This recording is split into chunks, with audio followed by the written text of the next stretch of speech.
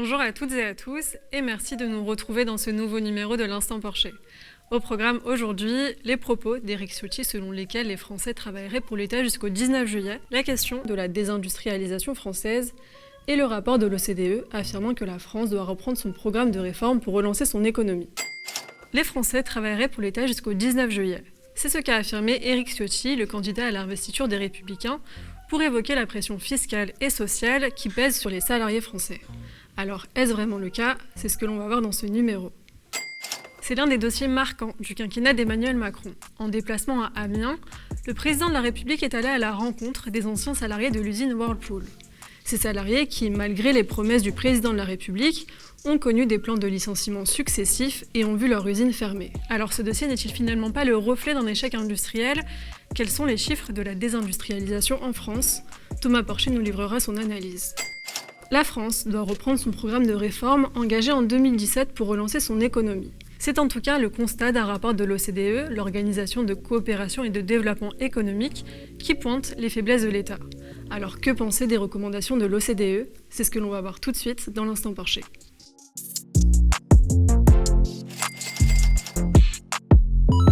Les salariés français travailleraient pour l'État jusqu'au 19 juillet. C'est en tout cas une affirmation d'Éric Ciotti, le candidat à l'investiture des Républicains, lors d'un débat à droite. Parce que nous détenons de ce fait le triste record d'être le pays au monde où les Français payent le plus d'impôts et de charges. Il y a une date qui est importante dans le calendrier civil de l'année. C'est le 19 juillet.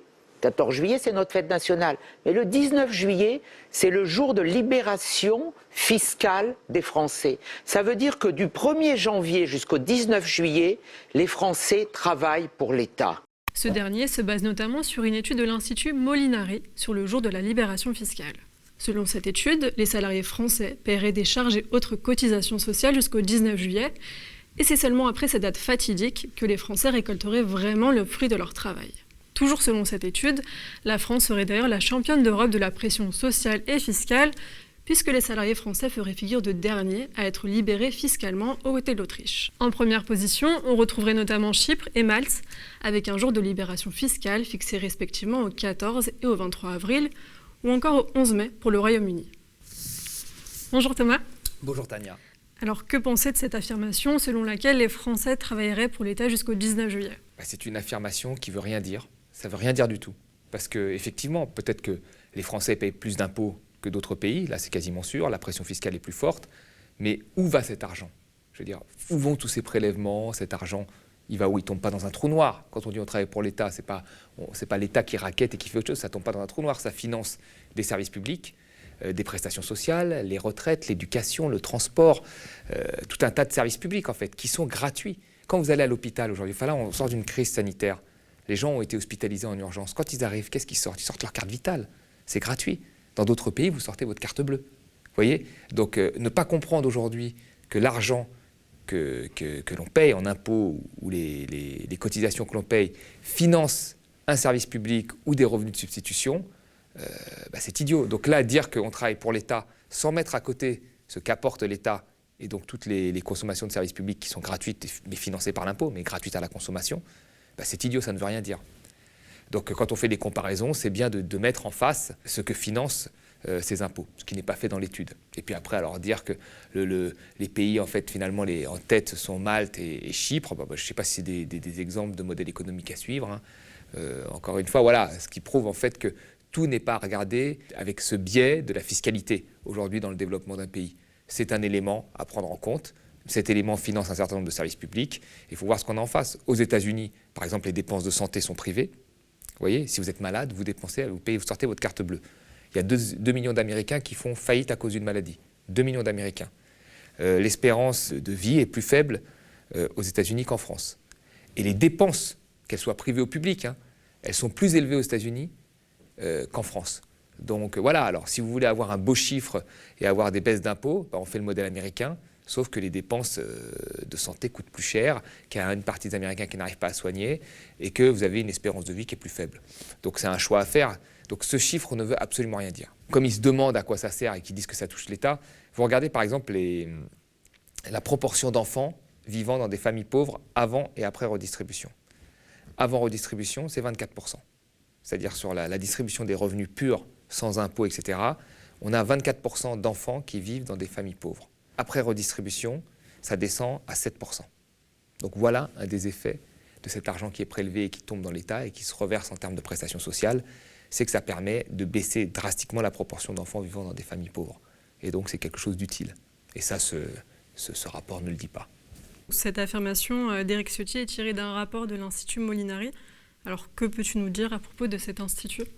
Ce qui est marrant, c'est qu'aujourd'hui, vous savez, vous vous réunissez à 10, vous prenez 10 personnes dont on ne connaît pas les compétences en fait. Certains vont peut-être avoir des compétences d'économistes, mais d'autres vont peut-être avoir fait juste une école de commerce, et certains même peut-être rien. Et vous vous réunissez, puis vous appelez ça un institut, quoi. C'est ça. Et puis vous faites des rapports. Vous faites des rapports, mais vous défendez en fait un point de vue. Vous êtes finalement une forme de lobby, quoi. Une boîte à idées qui défend un point de vue. L'Institut Molinari, c'est un institut libéral. Les travaux que font les gens qui y sont, parce qu'ils appellent ça maintenant, vous savez, ils donnent des noms style directeur de recherche. On voit dans des associations, des instituts, on se donne un titre de directeur de recherche. Mais ces gens-là n'ont aucune publication académique. C'est-à-dire une publication qui est validée par des pairs scientifiques, comme c'est le cas d'un chercheur, comme c'est mon cas, comme c'est le cas de Thomas Piketty ou d'autres chercheurs. Vous voyez, les économistes atterrés, etc. Eux, ils font des notes qui distribuent à la presse et que la presse relaie. Et moi, je pense que le vrai problème, c'est la façon dont c'est relayé par la presse. Parce que quand vous avez un grand journal, on va dire, un grand quotidien crédible qui relaie ce type d'études, il y a une confusion des genres. Parce qu'on a l'impression que c'est une étude académique, alors que ce n'est pas une étude académique. C'est juste une note qui est faite comme ça. Pour dire quoi au final ? Pour dire qu'en France, nous sommes écrasés par les charges, que nous payons trop d'impôts et que, in fine, ça nuit à l'activité. Or, il y a des pays qui ont des très faibles impôts, qui n'ont pas une bonne activité, d'autres qui ont plus d'impôts, qui ont une bonne activité. Ça n'a rien à voir aujourd'hui. On voit très bien qu'il n'y a pas de lien entre prélèvement et croissance. Il y a des pays qui ont eu des faibles prélèvements et peu de croissance, d'autres qui ont eu beaucoup de prélèvements et un peu plus de croissance. Donc, il n'y a pas de lien. Mais là, c'est une façon d'alimenter en fait des idées et de faire en sorte qu'à la fin, les esprits soient plus préparés à des réformes libérales, notamment sur l'impôt. Mais moi, le vrai problème dans tout ça, c'est que ces gens ont le droit de faire ça, il n'y a pas de souci. Mais c'est que ce soit relayé et que des gens qui ne savent pas ce que c'est qu'un travail scientifique et un travail où on fait une note comme ça de lobbying ne fassent pas la différence entre les deux, qu'il y ait une confusion des genres pour dire « Ah oui, il y a des études sérieuses, mais ce n'est pas des études sérieuses, ça. Ce n'est pas des études sérieuses, ce n'est pas sérieux. » Vous voyez ? Et puis, par ailleurs, l'Institut Molinari, un journaliste du Monde, avait dit que ça faisait partie des instituts qui alimentaient tout on va dire, le doute sur le réchauffement climatique. C'était un institut qui était contre, par exemple, le protocole de Kyoto, qui était le premier protocole qui sortait des COP, des conférences sur le climat, qui visait à ce que les pays riches fassent un certain nombre d'efforts. Ils y étaient plutôt opposés. Donc voilà, c'est des gens qui font de la politique. Et il n'y a rien de scientifique là-dedans. C'est tout ce qu'il faut dire. Et s'il n'y a rien de scientifique là-dedans, je pense que ça ne devrait même pas être relié. Ils peuvent participer à des débats médiatiques s'ils veulent. Mais relié comme ça par de la presse, on va dire, quotidienne, d'un niveau assez élevé, c'est leur donner finalement une valorisation, moi je trouve qu'ils ne méritent pas. Rappelez-vous, en 2017, Emmanuel Macron, alors candidat au présidentiel, avait promis aux salariés de l'usine Whirlpool d'Amiens de sauver leurs emplois. Pourtant, quelques années plus tard, l'usine a fermé. Les salariés ont connu plusieurs vagues de licenciements et les tentatives de reprise ont échoué les unes après les autres. Désormais, le président de la République leur répond, je cite, « Je me suis fait avoir avec vous, ça montre malheureusement que la bonne volonté ne suffit pas, on s'est parfois fait prendre pour des imbéciles. » Le président de la République a également précisé que des solutions sont apportées à chacun des salariés pour un retour vers l'emploi. Sur les 278 salariés que comptait l'usine, 43 n'ont toujours pas retrouvé d'emploi. Ça n'est pas, je leur ai dit, leur échec. C'est la vie de l'entreprise, du site, qui les a frappés. Donc nous, il faut qu'on les aide.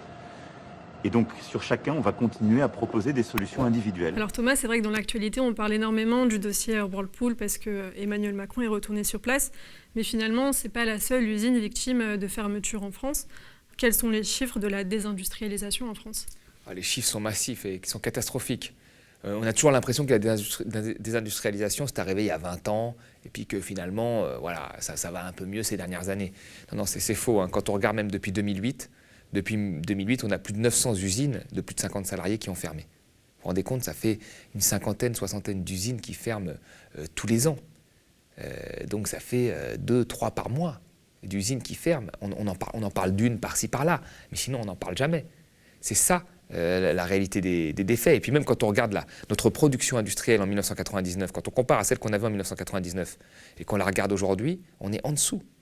Alors que des pays comme les États-Unis sont au-dessus, ou l'Allemagne sont également au-dessus. Donc nous avons eu vraiment une désindustrialisation beaucoup plus forte que les autres pays, alors que nous avions quand même des champions. Nous avions des grands champions, Alcatel, Alstom, etc. Et aujourd'hui, il n'en reste pas grand-chose. Donc la situation est grave. Et comment expliquer ce phénomène ? Elle s'explique par plein de choses. Elle s'explique déjà par les conditions qui ont favorisé ça. Alors la première chose, c'est un tournant que tous les pays finalement ont connu, les pays, y compris les États-Unis, y compris des pays européens. C'est le tournant libéral des années 80 qui a mis en avant la valeur actionnariale de l'entreprise. Aujourd'hui, ce qui compte, c'est plutôt ce qui se passe sur les marchés financiers et pas ce qui se passe dans la production réelle. Et donc, on est amené parfois à fermer des unités que l'on considère moins productives pour les installer ailleurs, vous voyez, et faire monter l'action en bourse. Je veux dire, il y a quand même des dirigeants qui ont poussé cette logique jusqu'au bout. Vous aviez le PDG d'Alcatel, qui s'appelait Monsieur Tchourouk, qui lui avait dit qu'il voulait une entreprise sans usine. C'est pour dire. Donc le mec, il ne s'intéressait qu'à la valeur actionnariale de son usine. Il ne voulait plus d'usine. Alors qu'Alcatel était numéro 1 de la fibre optique, c'était un outil industriel majeur. Si aujourd'hui, nos téléphones sont tous des téléphones américains, iPhone, ou des téléphones coréens, Samsung, et que nous n'avons pas de téléphone français, c'est parce que des gens ont démantelé aussi l'outil industriel français. Parce que si on avait gardé Alcatel, comme les Américains ont été bien malins de garder les entreprises qu'ils jugeaient stratégiques, on aurait probablement des smartphones Alcatel qui concurrenceraient aujourd'hui iPhone et qui ferait peut-être qu'iPhone paierait ses impôts. Parce qu'iPhone aussi aujourd'hui ne paye pas ses impôts parce qu'il sait qu'il n'y a pas de concurrent sur place et qu'il peut se permettre à peu près tout.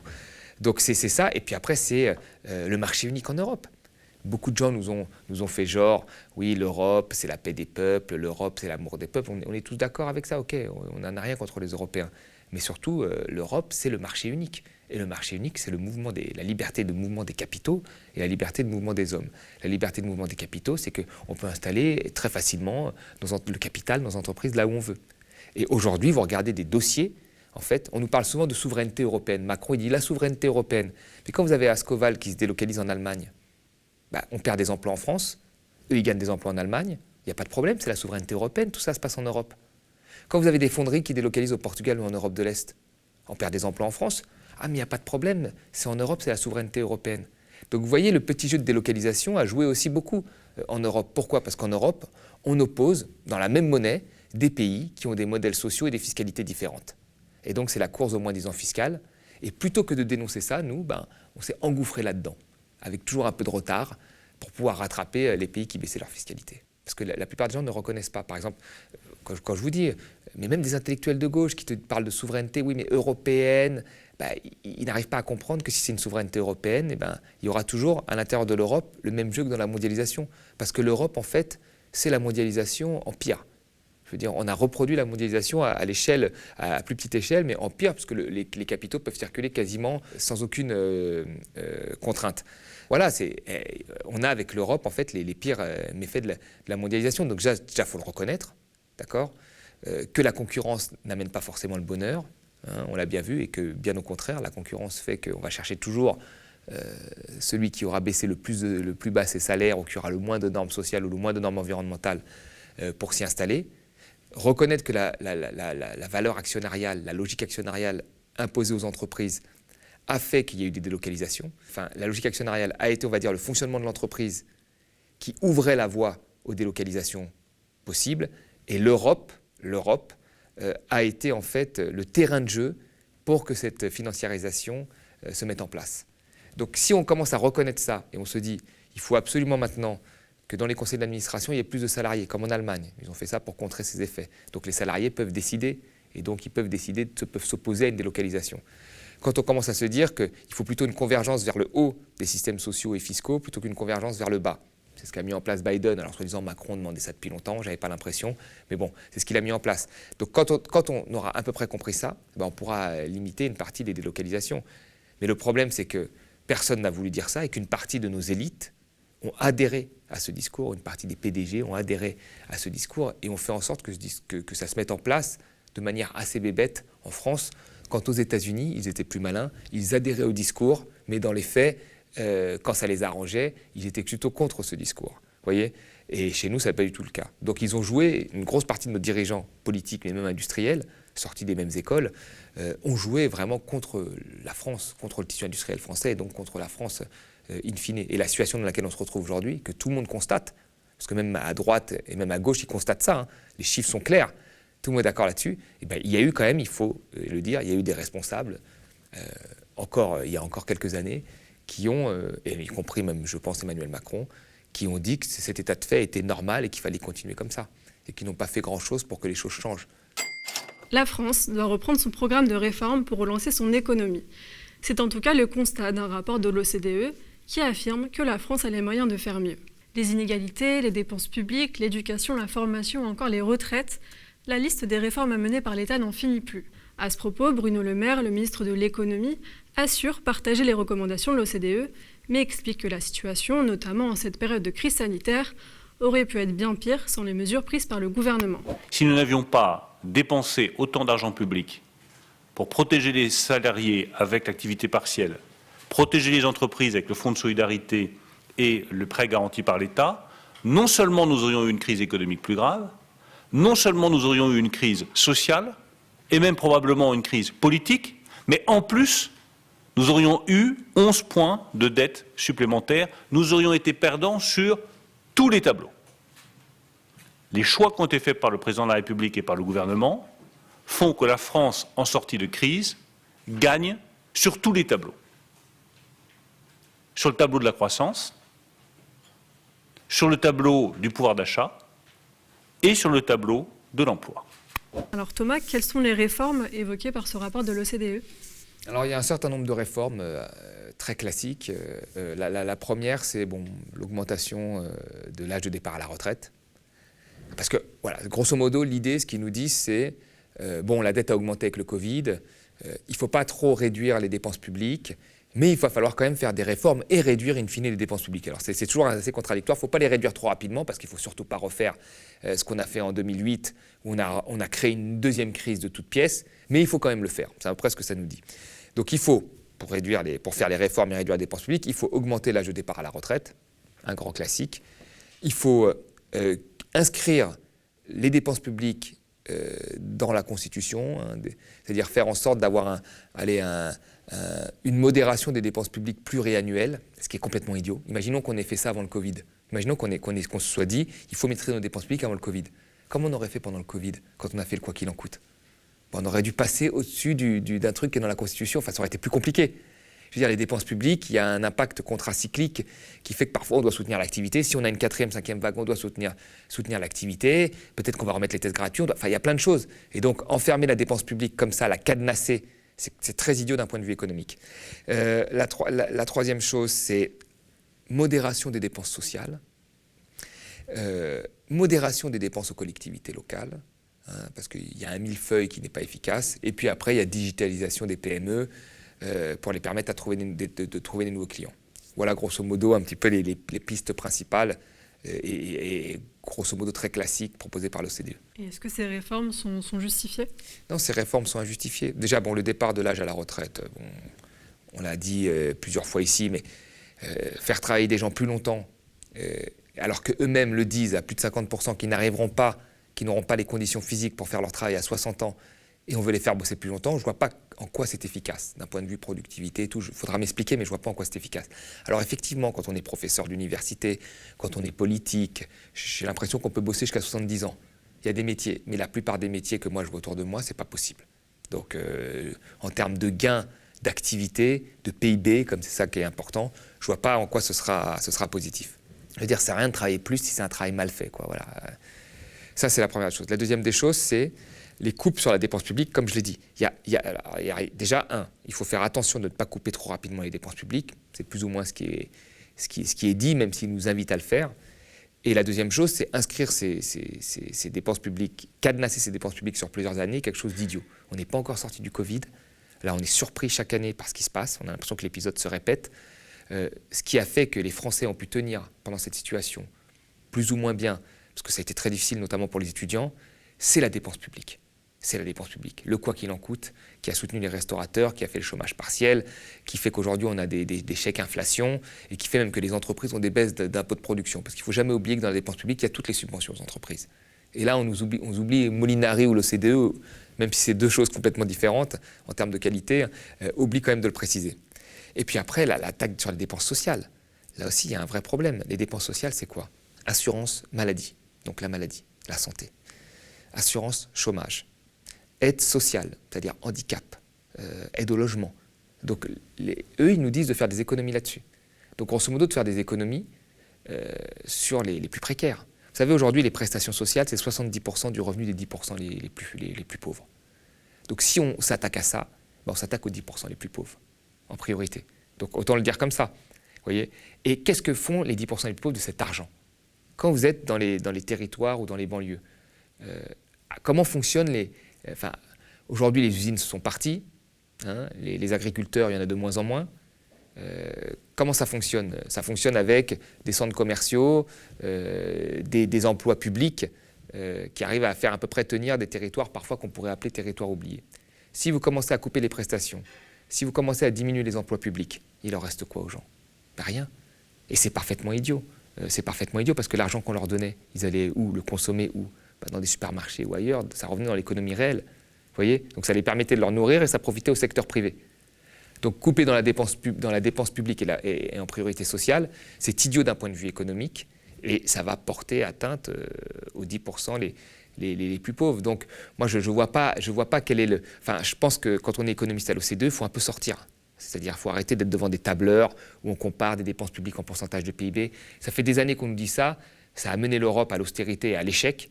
Aujourd'hui, c'est reconnu par une grosse partie des économistes. Donc il faut comprendre vraiment ce que recouvre la dépense publique et ce qu'il y a derrière. La dépense publique, je le répète encore une fois, je l'ai beaucoup répété, mais il faut le dire, pour 50%, c'est des services publics. Services publics, des administrations, des dépenses pour des fonctionnaires, pour l'hôpital, l'éducation. Vous voyez, c'est ça. Et ce chiffre de la dépense publique est stable en pourcentage de PIB depuis 1978. C'est 18% du PIB. C'est stable. D'accord? Et c'est en dessous, par exemple, du Royaume-Uni. Donc on ne vient de pas nous dire qu'il y a trop de fonctionnaires et tout, c'est faux. Voilà. Ensuite, l'autre partie de la dépense publique qui a fortement augmenté, c'est la partie des prestations sociales, retraite, etc. Cette partie-là, elle a augmenté. C'est clair. Alors pourquoi elle a augmenté? Parce qu'il y a moins d'emplois, parce qu'il y a moins de croissance. Et il faudrait se demander d'ailleurs pourquoi il y a moins d'emplois, il y a moins de croissance, parce que depuis les années 80, on est passé quand même dans un régime libéral qui n'a pas créé les emplois qu'il fallait. On nous disait que la baisse d'impôt sur l'ISF allait créer de l'investissement de l'emploi. Ça n'a pas été le cas. On nous a dit que le CICE allait créer 1 million d'emplois. Les rapports montrent que ça a créé 100 000 emplois. Donc il faudrait aussi s'interroger sur ce qui a été fait. Mais cette partie-là, quoi qu'il arrive, de prestations, elle profite à qui? Ces 50% de dépenses publiques. Elles produisent directement au secteur privé. Parce que les gens, avec ça, ils ne placent pas leur argent, il ne faut pas des montages financiers pour le placer en Suisse. Ils consomment. Vous voyez? Donc, couper dans cette dépense publique, c'est couper dans la consommation. Et comme la consommation est le premier moteur français, et qu'en période de crise, il ne faut surtout pas se priver de ce moteur-là, c'est idiot d'un point de vue économique. Voilà. Finalement, est-ce que les propositions de l'OCDE sont-elles vraiment pertinentes à suivre? Elles peuvent être pertinentes parfois, mais il faut quand même ne pas les suivre telle une lecture sacrée, voilà, aveuglément, parce que l'OCDE est revenue plusieurs fois sur des propositions qu'elle avait fait elle-même. Par exemple, en 1994, l'OCDE a appelé tous les pays à déréglementer leur marché du travail, à flexibiliser le marché du travail, en 1994, en disant que si on déréglementait, ça allait permettre de la croissance, de la création d'emplois. Voilà, il fallait que tous les pays déréglementent.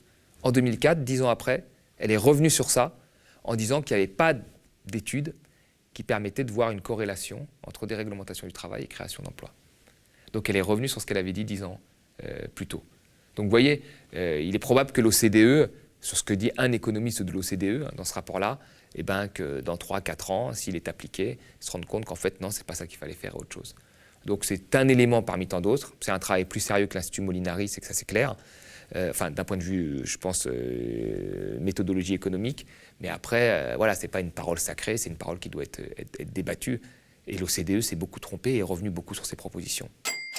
L'Instant Porcher, c'est fini pour aujourd'hui. Merci à toutes et à tous de nous avoir suivis. Et n'oubliez pas, le média est indépendant et n'existe que grâce à vous. Alors n'hésitez pas à devenir sociaux ou à faire un don. Et nous, on ne se dit pas la semaine prochaine puisque c'est ma dernière émission. Alors soyez au rendez-vous pour le prochain numéro. Et un merci tout particulier à l'équipe du média. Merci à Thomas. Et merci à vous pour votre fidélité.